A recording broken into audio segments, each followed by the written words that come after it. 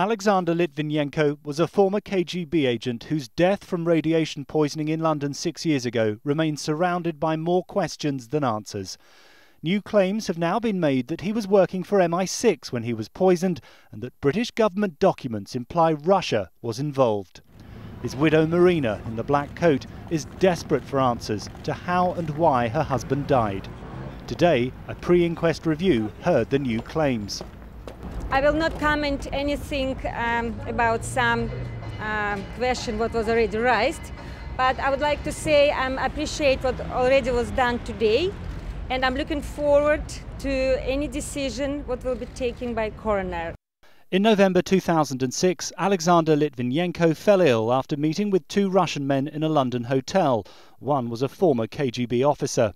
He later died of radiation poisoning, and polonium-210 is found in his system. The following month, British police fly to Moscow and reveal they're treating his death as murder.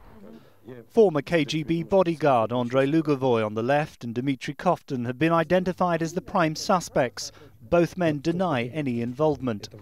Intelligence analyst Glenmore Trenier Harvey met Litvinenko regularly in the 4 years before his death. I found him a very engaging fellow, very edgy as one could understand, because he was under, let's say, surveillance by the people from the Russian embassy during his time here. The poison that was used, polonium-210, is only manufactured by former Soviet, I think it's Factory 17, and the sort of quantity that was used during the Millennium assassination would only come from a government source. Whether indeed it was provided legitimately by the Russian government, who knows?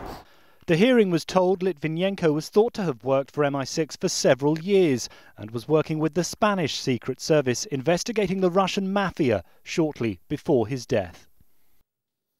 So Neil, what more have we learned about this extraordinary story that is new today?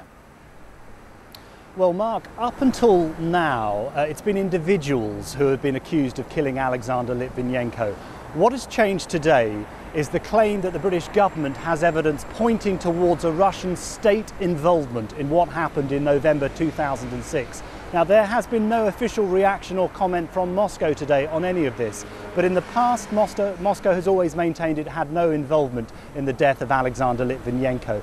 This pre-inquest review is actually looking at the full scope of the inquest and its terms, which will actually happen in May next year. And I think in light of what we have learned today, that inquest is going to have to assess two questions. One, was the Russian Secret Service involved in what happened? And two, was Mr. Litvinenko killed because of his relationship with the British Secret Service?